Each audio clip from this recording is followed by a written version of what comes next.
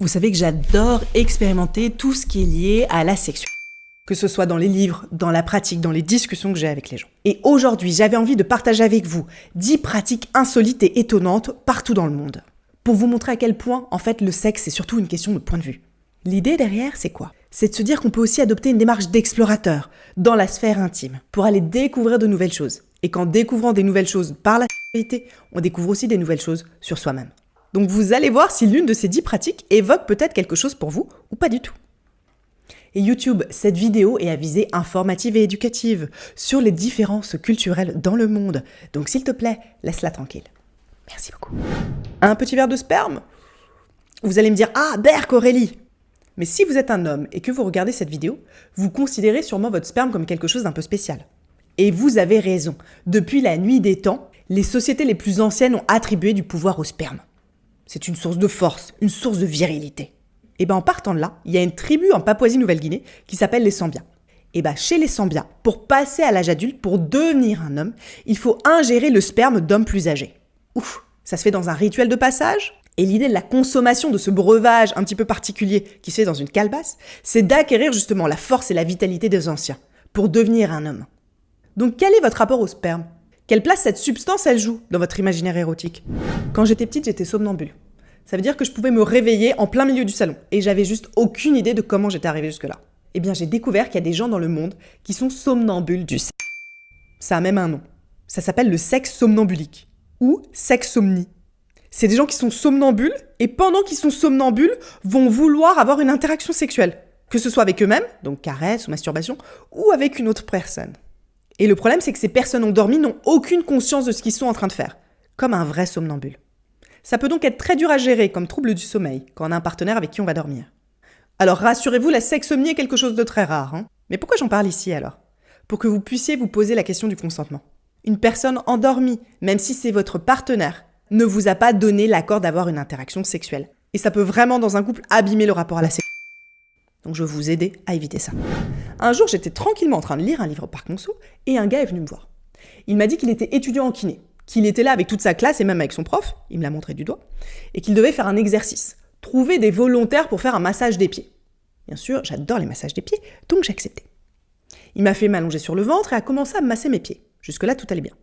Mais au bout d'un moment, j'ai senti quelque chose de chaud, d'humide sur mon pied. Il était en train de me lécher les pieds. J'étais tombée sur un fétichiste des pieds. Alors bien sûr, je lui ai mis un gros stop et je lui ai expliqué pourquoi il ne pouvait pas faire ça, mais ça m'a interrogée. Et j'ai découvert qu'au Japon, ce fétichisme, il se pratique surtout dans les parcs. Et qu'il est beaucoup plus répandu, en tout cas admis qu'ici.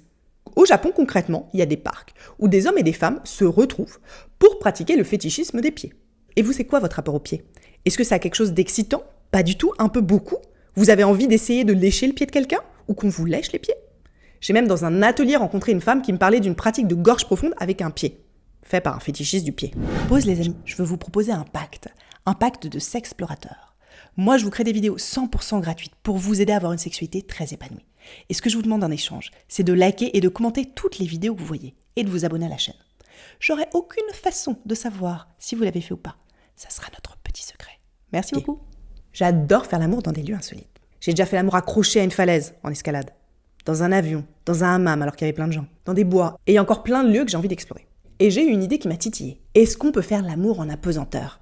Comme les astronautes en fait. Et j'ai découvert que oui, il y a des gens qui l'ont déjà fait. Et apparemment, les deux défis, c'est de réussir à rester connecté et aussi à pouvoir faire des mouvements. Parce qu'en fait, on bouge partout.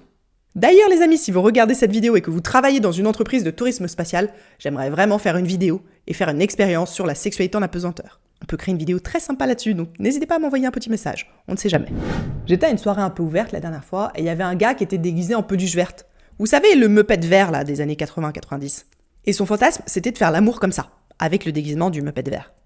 Alors cette fois-ci, j'ai passé mon tour sur cette expérience, mais j'ai découvert qu'aux États-Unis, la pluchophilie, c'est comme ça que ça s'appelle, c'était une pratique qui avait toute sa place.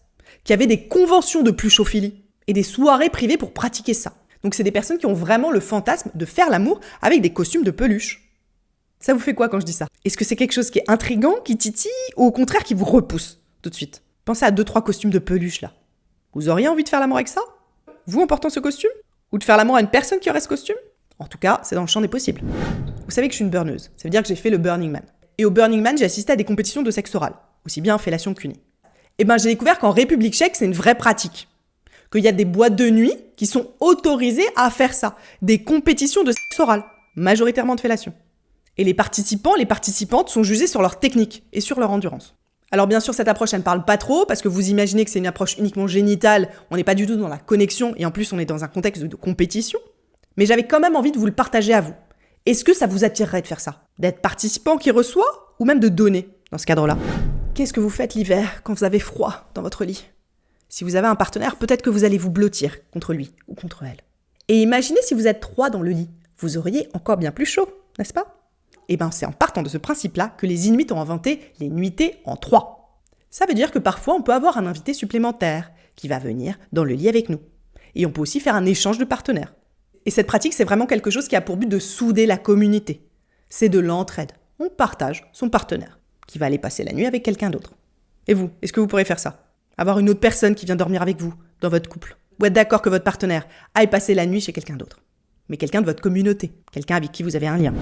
Vous savez que je dis souvent sur la chaîne que la sexualité, c'est quelque chose de totalement naturel, qui fait partie de nous. Mais que même si c'est naturel, c'est quelque chose qui s'apprend.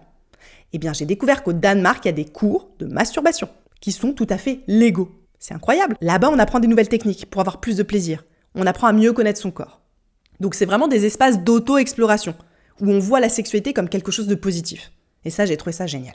Et vous, si ça existait, est-ce que vous iriez dans ces espaces-là? Aller avec d'autres hommes, d'autres femmes, apprendre des techniques d'auto-plaisir. Ça vous parle? Il faut savoir que ça existe.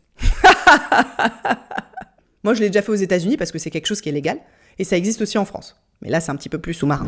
Dans le tantra, vous savez que moi j'adore le tantra, il y a des initiatrices tantriques, qu'on appelle les dakini. Les dakini, elles sont en charge d'aller initier les hommes plus jeunes, pour leur apprendre comment bien faire l'amour. Et il y a une tribu au Kenya qui fonctionne de la même façon. Apparemment, chez les Samburu, les jeunes guerriers, espoirs du village, sont initiés à l'art de faire l'amour par des femmes plus âgées, pour qu'ils puissent devenir des membres de la communauté à part entière, et être compétents dans tous les domaines. Et ça, est-ce que c'est quelque chose qui vous parle? Quand vous avez commencé votre sexualité, est-ce que vous auriez aimé être initié par quelqu'un de plus âgé? Ou là, maintenant, si vous êtes plus âgé, est-ce que vous aimeriez aller initier quelqu'un de plus jeune? Avec une approche de transmission, de bienveillance et de connexion? Encore une fois, on n'est pas là pour abuser de l'autre. Moi, ce que j'adore avec le fait de faire l'amour, et surtout de faire l'amour en conscience, c'est cette capacité de se connecter, vraiment authentiquement à une autre personne. Et que ça soit pas que génital, que ça soit pas du tout que mécanique. Je trouve que ça, c'est pas très intéressant. Du coup, j'étais un peu étonnée de découvrir qu'au Japon, on peut faire l'amour avec des robots. Des robots sexuels ultra perfectionnés. Il y en a même qui reproduisent la texture de la peau humaine. Et ils sont capables d'assouvir plein de fantasmes différents. Est-ce que ça vous parle, vous, de faire l'amour avec un robot? On m'a expliqué que ça pouvait aider pour des gens qui étaient trop timides ou qui se sentaient très isolés socialement et qui n'avaient pas de partenaire sur des longues durées. Si c'est votre cas, ça vous tenterait un robot? Moi, je trouve que ça pose quand même la question de l'objectification du sexe. Parce que si j'ai l'habitude d'être dans ce type d'interaction-là, qu'est-ce que ça va faire quand je me retrouve avec une vraie personne? Est-ce que je vais réussir à ne pas voir cette personne-là comme un objet? Je sais pas du tout, je vous pose la question. Qu'est-ce que vous en pensez? Vous pouvez me le mettre en commentaire. Voilà, ces 10 exemples sont là pour vous montrer à quel point la sexualité dans le monde, elle est différente et très complexe. Et qu'elle se limite pas aux normes et aux conventions qu'on connaît là, ici, en France.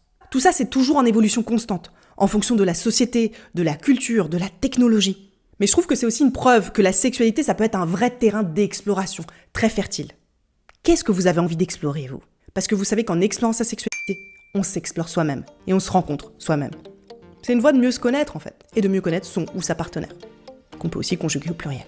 Et si vous voulez aller encore plus loin dans cette exploration, ce que vous pouvez faire, c'est soutenir financièrement la chaîne. J'ai lancé un Patreon, le lien est en commentaire. Parce que pour ceux qui suivent un petit peu mes aventures depuis le début, YouTube démonétise beaucoup mes vidéos. Donc votre soutien, il est ultra important. Vous aurez aussi accès aux vidéos qui sont non censurées, c'est-à-dire sans les bips. Et vous verrez un peu derrière les coulisses. Merci beaucoup!